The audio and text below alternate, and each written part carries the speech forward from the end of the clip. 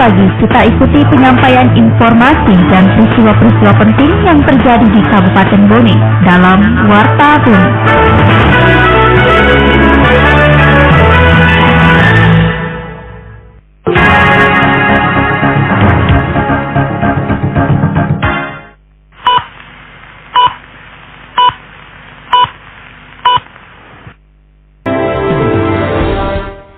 Pukul 7 waktu Indonesia Tengah, Radio Republik Indonesia dalam Warta Bone. Sari berita.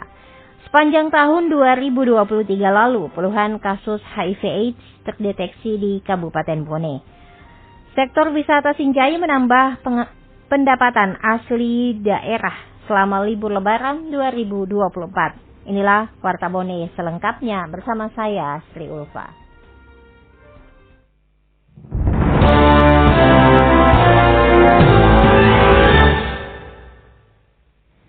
Dinas Kesehatan Kabupaten Bone menemukan puluhan kasus HIV/AIDS selama tahun 2023. Laporan Suryani Arifin.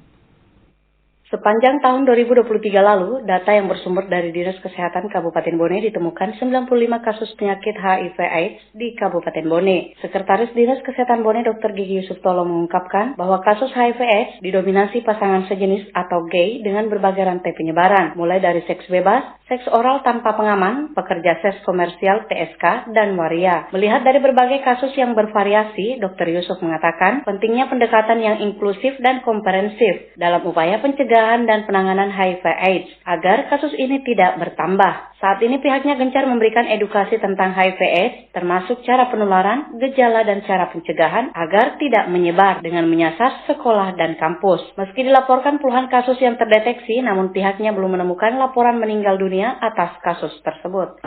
Fenomena gunung es yang kita lihat sekarang ini mungkin ada begitu, tapi mungkin masih ada yang tidak sempat kita data, tidak sempat terdeteksi, tidak sempat periksa, tidak ada kasus yang tidak kelihatan. Kondisi HIV kita di Bone untuk 2023 sendiri ada 95 kasus.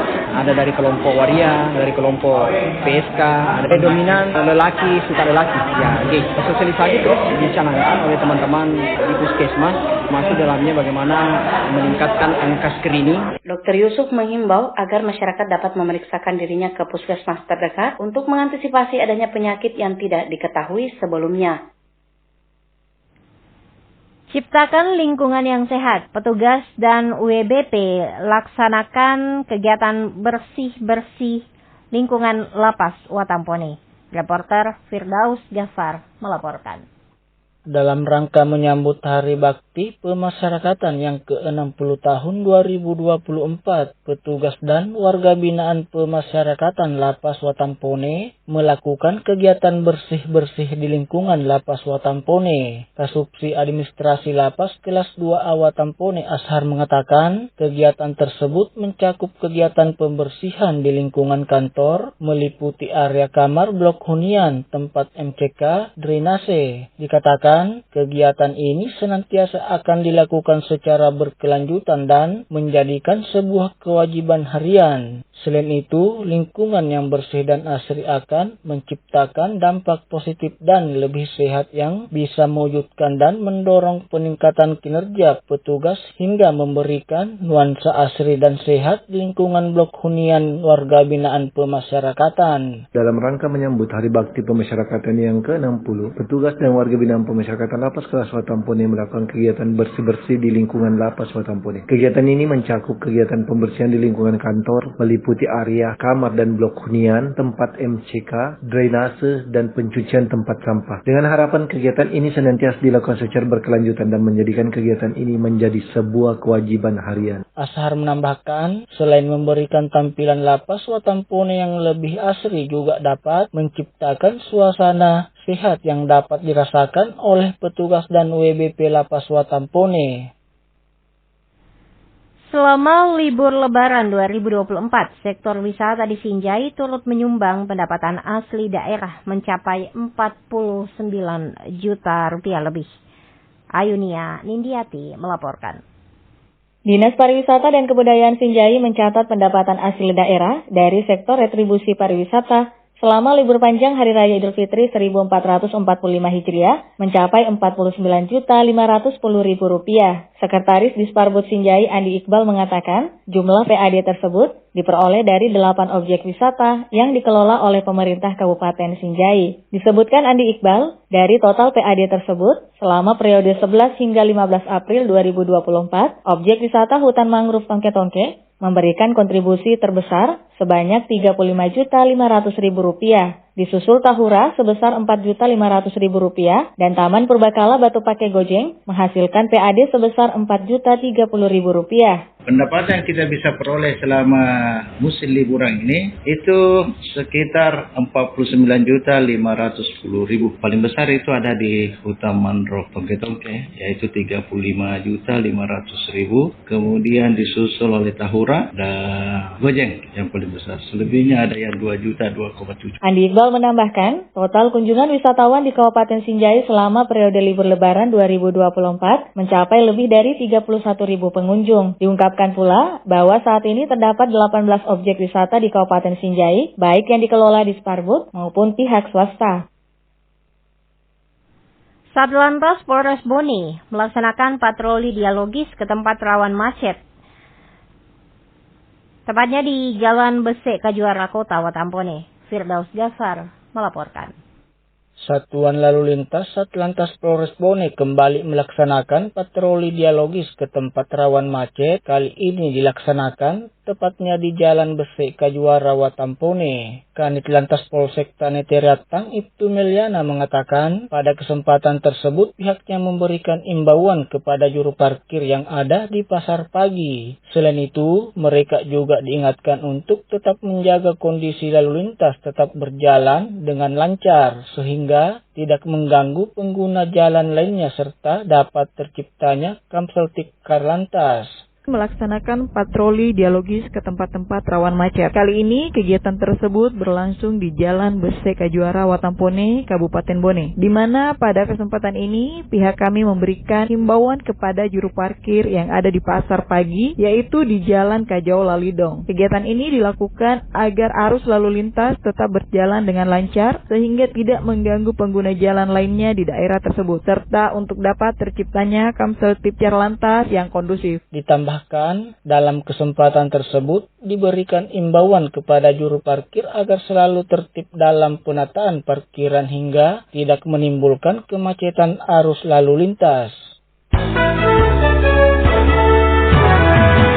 Anda masih mendengarkan Warta Bone hari ini.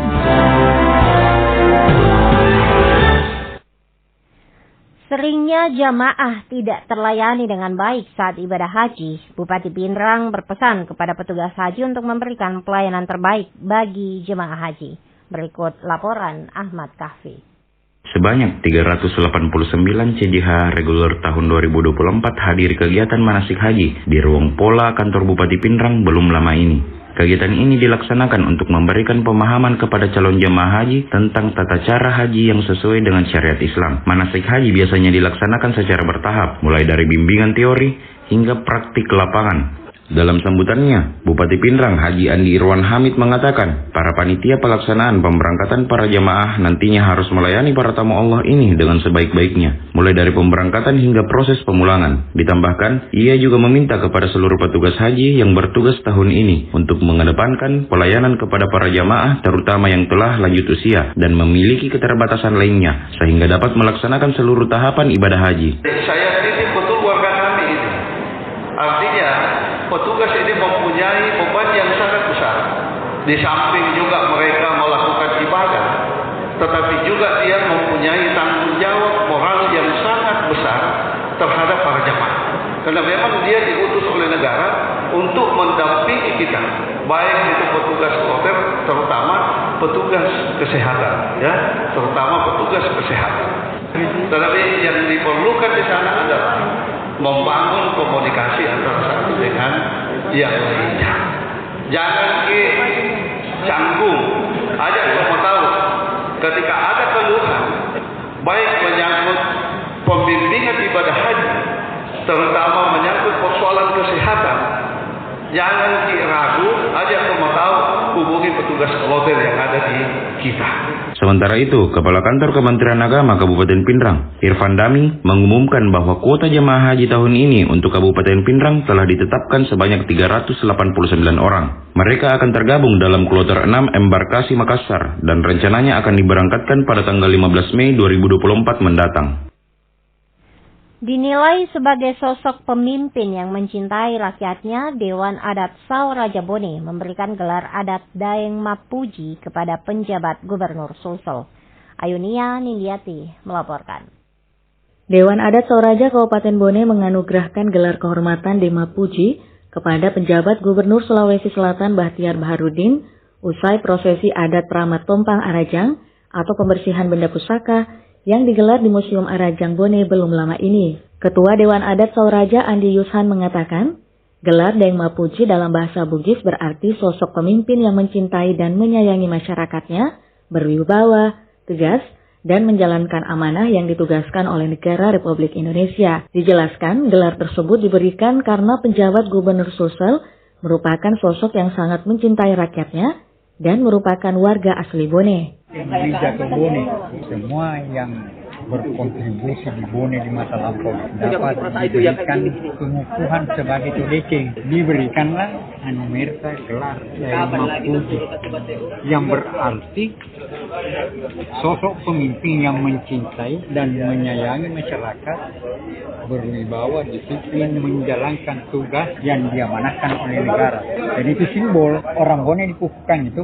Kalau Andi dikasih Pak Petani, kalau Todekeng dikasih Pak Daeng. Sementara penjabat Gubernur Sulsel Bahtiar Baharudin mengatakan, gelar Daeng Mapuji merupakan suatu kehormatan baginya, mengingat pemberian gelar tersebut tidak semua orang mendapatkannya. Saya kira itu memiliki tanggung jawab besar kepada kita. Jadi saya kira saya secara pribadi dan keluarga penuh haru dan bangga diberi kesempatan dan diberi kepercayaan oleh rakyat Bone melalui pemuka adat dan budaya Bone memberikan karakter sendiri sama saya dengan memberi gelar itu. Apa namanya tadi itu? Daeng Mapuji, katanya sih artinya yang mencinta rakyat. Ditambahkan Bahtiar, pemberian gelar adat ini juga sebagai penegasan dan pengingat bahwa gelar yang diberikan untuk selalu mencintai dan memperhatikan rakyatnya. Satlantas Polres Bone sosialisasi tata cara tertib berlalu lintas melalui Police Goes to School. Firdaus Gafar melaporkan. Satlantas Polres Bone kembali mensosialisasikan tata cara tertib berlalu lintas di jalan raya melalui kegiatan Police Go to School yang dilaksanakan bergiliran ke sekolah-sekolah. Kali ini dilaksanakan tepatnya di SMP Negeri 4 Watampone, Kabupaten Bone. Kanit Kamsel Satlantas Polres Bone, Ibda Ishak Yakub mengatakan, kegiatan Police Go to School ini dilaksanakan untuk membekali pengetahuan lalu lintas kepada para pelajar. Dikatakan, kegiatan ini bertujuan untuk mengajak pelajar tertib berlalu lintas agar dapat mengurangi pelanggaran serta menurunkan angka kecelakaan lalu lintas di wilayah hukum Polres Bone. Rutin menggelar kegiatan Police Goes to School yang dilaksanakan bergiliran ke sekolah-sekolah. Kali ini yang kami laksanakan yaitu SMP Negeri 4 Watampone, Jalan Lejen Panjaitan, Kabupaten Bone. Di mana kegiatan ini untuk memberikan pengetahuan dan informasi terkait penerapan etle pada pelajar, juga diajak untuk menjadi pelopor keselamatan berlalu lintas dengan tetap mematuhi peraturan lalu lintas, seperti tidak menggunakan sepeda listrik di jalan raya dan larangan penggunaan knalpot yang tidak sesuai spesifikasi teknis. Lanjut, Ibda Ishak berharap kegiatan ini dapat menumbuhkan kesadaran di kalangan pelajar tentang pentingnya sadar aturan berlalu lintas. Lapas kelas 2A Watampone bersama Palang Merah Indonesia menggelar kegiatan bakti donor darah menyambut Hari Bakti Pemasyarakatan yang ke-60. Laporan Firdaus Gafar. Lapas kelas 2A Watampone bersama Palang Merah Indonesia menggelar bakti sosial donor darah. Kegiatan ini merupakan rangkaian menyambut Hari Bakti Pemasyarakatan yang ke-60.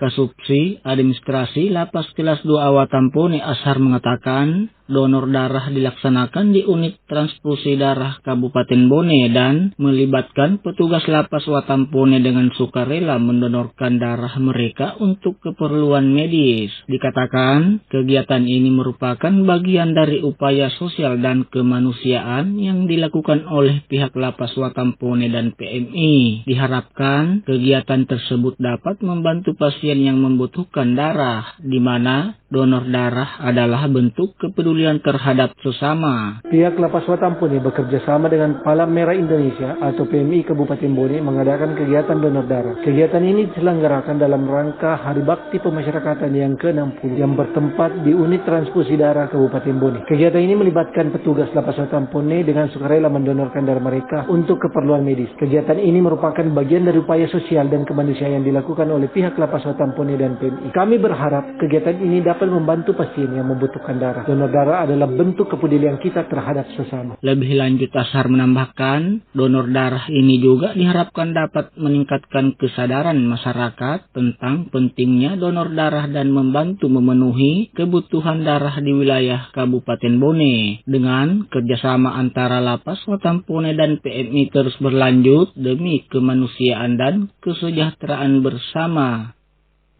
Sekian Warta Bone, produksi Radio Republik Indonesia Bone. Siaran kami dapat diakses melalui website di www.rri.co.id dan RRI Digital yang dapat Anda download di Play Store dan App Store. Selamat pagi, sampai jumpa.